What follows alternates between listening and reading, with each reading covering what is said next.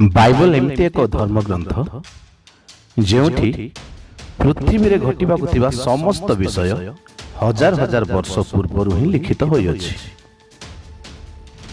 एही भिडियोटी रे वर्तमान इस्राएल एवं पैलेस्टाइन मध्य चलीथिबा युद्ध विषय रे बाइबल रे जहा सब हजार हजार वर्ष पूर्व लिखा जाय अछि तन्मध्यरु अल्प किछि आलोचना करा जाय अछि।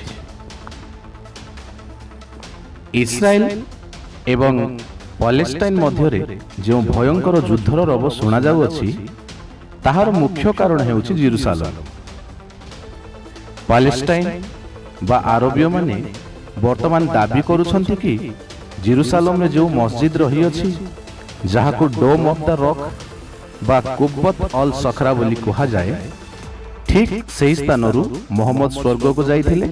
एणु एहा आरबीय मानक निमंते एक पवित्र स्थान एवं एथिरे केवल आरबीय मानक अधिकार अछि। एथिपाई तो से माने जेरुसालेम को निजर अधीन को नेबा पाई युद्ध मध्य आरंभ कर दैछंती। अन्य पक्षरे जिहुदीय बा इस्राएलिय माने दाबी करंती जे ठीक सही स्थान रे जे स्थान रे कि वर्तमान डोम ऑफ द रॉक रही अछि सही स्थान रे जिहुदीय मानक पवित्र मंदिर बा जेरुसालेम मंदिर थिला। एणु यह केवल इस्राएल रो अधिकार। आश्चर्यर कथा जे बाइबल रे मध्य जेरुसालेम को केंद्र करी इस्राएल एवं आरबीय जाति मध्य युद्ध हेबार विषय हजार हजार वर्ष पूर्व लिखा जाय अछि। जिखरिय पुस्तक 12 पर्वर 2 एवं 3 पदर एपरि लिखा जाय, देख आम्भे चतुर्दिग स्थित समस्त गोष्ठी प्रति जेरुसालेम को टल टल जनक पानपात्र स्वरूप करिबा और जेरुसालेमर अवरोध काले ताहा जिहुदार उपरे मध्य वर्तिब। 3 पदर एपरि लिखा जाय, पुणी सही दिन आम्भे जेरुसालेम को समस्त गोष्ठी प्रति भार स्वरूप प्रस्तर करिबा।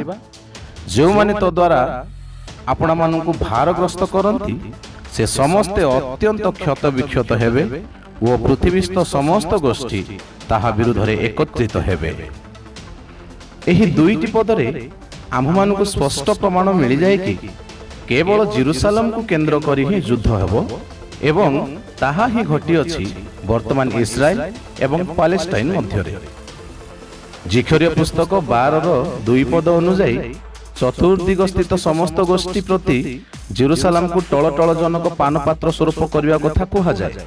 एही चतुर्दिग स्थित समस्त गोष्ठी आरब देश मानकु बुझाए, कारण इस्राएल देशर चतुर्दिग रे प्राय 25 गोटी आरब देश ही रही अछि। सेथिपाई तो वर्तमान समस्त आरब देश एकत्र होई इस्राएल को आक्रमण करिवार योजना मध्य करि अछंती।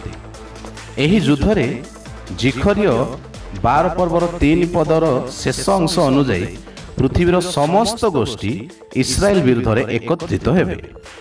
एही वाक्यर प्रमाण स्वरूपे वर्तमान सुधा प्राय 57 रु ऊर्ध्व देश पैलेस्टाइन को सीधा सड़क सपक्ष प्रदान करी इस्राएल विरुद्ध रे एकत्रित होई अछंती।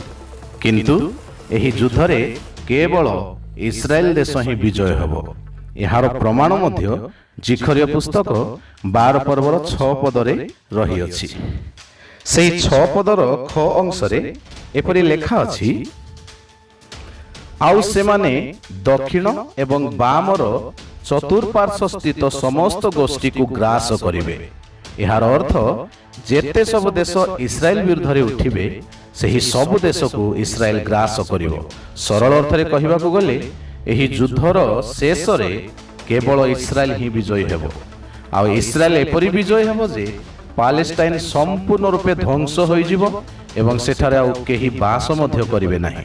एथिपाई तो सिफोनिय पुस्तक 2 पर्वर 5 पदरे एपरि लेखा जाए, समुद्र कूल निवासी गण करेथिय गोष्ठी संतापर पात्र, हे पलेस्टियो मानकर देश किणान, तुम मानक विरुद्ध रे सदा प्रभुंकर वाक्य अछि, आम्भे तुमको उच्छिन्न करिबा, तहिरे तुम्भ मध्यरे निवासी केही रहिबो नाही।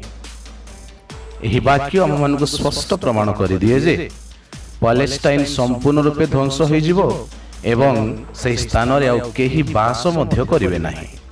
ଅଧିକନ୍ତୁ ଏହି ଯେଉଁ ଯୁଦ୍ଧ ପାଲେଷ୍ଟାଇନ ଆରମ୍ଭ କରିଅଛି ତାହାର ପ୍ରତିଫଳ ମଧ୍ୟ ସଦାପ୍ରଭୁ ପାଲେଷ୍ଟାଇନ ଉପରେ ହିଁ ବର୍ତ୍ତାଇବେ। ଆଉ ଏହାର ପ୍ରମାଣ ମଧ୍ୟ ବାଇବଲରେ ରହିଅଛି।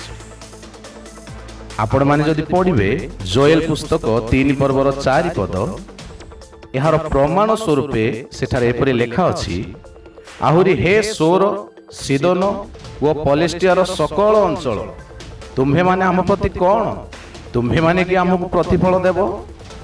ଓ ତୁମ୍ଭେମାନେ ଆମକୁ ପ୍ରତିଫଳ ଦେଲେ ଆମ୍ଭେ ଅବିଳମ୍ବରେ ଓ ଅତି ଶୀଘ୍ରରେ ତୁମ୍ଭମାନଙ୍କର ପ୍ରତିଫଳ ତୁମ୍ଭମାନଙ୍କର ନିଜ ମସ୍ତକରେ ବର୍ତ୍ତାଇବା। ଏଠାରେ ଆମେ ସମ୍ପୂର୍ଣ୍ଣ ରୂପେ ଶିକ୍ଷା ପାଉ କି ପ୍ରଭୁ ପ୍ରତିଫଳଦାତା ପରମେଶ୍ୱର ଆଉ ସେ ପାଲେଷ୍ଟାଇନ ଉପରେ ତାର ପ୍ରତିଫଳ ବର୍ତ୍ତାଇବେ। ଏହି ଯୁଦ୍ଧରେ ଆହୁରି ଏକ ଭବିଷ୍ୟତବାଣୀ ଯାହା ଆଜକୁ ପ୍ରାୟ 2700 ବର୍ଷ ପୂର୍ବେ କୁହାଯାଇଅଛି ତାହା ମଧ୍ୟ ସଫଳ ହେବାକୁ ଯାଉଅଛି। ଆଉ ତାହା ଯିଶାୟ ପୁସ୍ତକ 17 ପର୍ବର 1 ପଦରେ ଲିଖିତ ଅଛି। ସେଠାରେ ଏପରି ଲେଖା ଅଛି, ଦେଖ ଦମେଶକ ଆଉ ନଗର ନ ହୋଇ ଦୂରୀକୃତ ହୋଇଅଛି, ତାହା କାନ୍ଥଡ଼ାର ଢିପି ହେବ। ଦମେଶକ ବର୍ତ୍ତମାନ ସିରିଆ ଦେଶର ରାଜଧାନୀ ଅଟେ ଏବଂ ଏହି ଦମେଶକ ଯେ ସମ୍ପୂର୍ଣ୍ଣ ରୂପେ ଧ୍ୱଂସ ହେବ ଆଉ ଧ୍ୱଂସ ସ୍ତୂପ ହୋଇଯିବ ତାହାର ଭବିଷ୍ୟତବାଣୀ ଏହି ପଦଟିରେ ରହିଅଛି ଏବଂ ତାହା ଅତି ଶୀଘ୍ର ଘଟିବାକୁ ଯାଉଅଛି। ବର୍ତ୍ତମାନ ଏହି ଯେଉଁ ଯୁଦ୍ଧ ଇସ୍ରାଏଲ ଏବଂ ପାଲେଷ୍ଟାଇନ ମଧ୍ୟରେ ଚାଲିଅଛି, ଏହି ବର୍ତ୍ତମାନର ଯୁଦ୍ଧରେ ସିରିଆ ମଧ୍ୟ ପ୍ରତିଦିନ ଇସ୍ରାଏଲ ଉପରକୁ ରକେଟ ମାଡ଼ କରୁଅଛି ଏବଂ ତାହାର ଜବାବରେ ଇସ୍ରାଏଲ ମଧ୍ୟ ସିରିଆ ଉପରେ ଅତି ଆଧୁନିକ ଶକ୍ତି ଦ୍ୱାରା ଆକ୍ରମଣ କରୁଅଛି। ଏଥିରୁ ଜଣାପଡ଼େ ଯେ ଯିଶାୟ ପୁସ୍ତକ 17 ପର୍ବର 1 ପଦରେ ଥିବା ଭବିଷ୍ୟତବାଣୀ ମଧ୍ୟ ଅତି ଶୀଘ୍ର ସଫଳ ହେବାକୁ ଯାଉଅଛି। ପ୍ରିୟ ଶ୍ରୋତା ବନ୍ଧୁ, ଏହି ଭିଡ଼ିଓରେ ଆଲୋଚିତ ସବୁ ଭବିଷ୍ୟତବାଣୀ ଯେ ଆଜିର ସମୟରେ ଘଟୁଅଛି ଏଥିରେ କୌଣସି ସନ୍ଦେହ ନାହିଁ, କିନ୍ତୁ ଏଥିଦ୍ୱାରା ଆମେମାନେ ବୁଝିଯିବା ଆବଶ୍ୟକ ଯେ ଆମ୍ଭମାନଙ୍କର ପରିତ୍ରାଣକର୍ତ୍ତା ଯୀଶୁଖ୍ରୀଷ୍ଟଙ୍କର ଆଗମନ ଆଉ ବିଳମ୍ବ ନାହିଁ। ଏଣୁ ଆସୁ ନିଜ ନିଜକୁ ପ୍ରସ୍ତୁତ ରଖିବା ସହିତ ଜେରୁସାଲେମର ଶାନ୍ତି ନିମନ୍ତେ ମଧ୍ୟ ପ୍ରାର୍ଥନା କରୁ। କାରଣ ଗୀତ ସଂହିତା 122 ପର୍ବର 6 ପଦର କ ଅଂଶରେ ଏପରି ଲେଖାଯାଏ, ଜେରୁସାଲେମର ଶାନ୍ତି ପାଇଁ ପ୍ରାର୍ଥନା କର।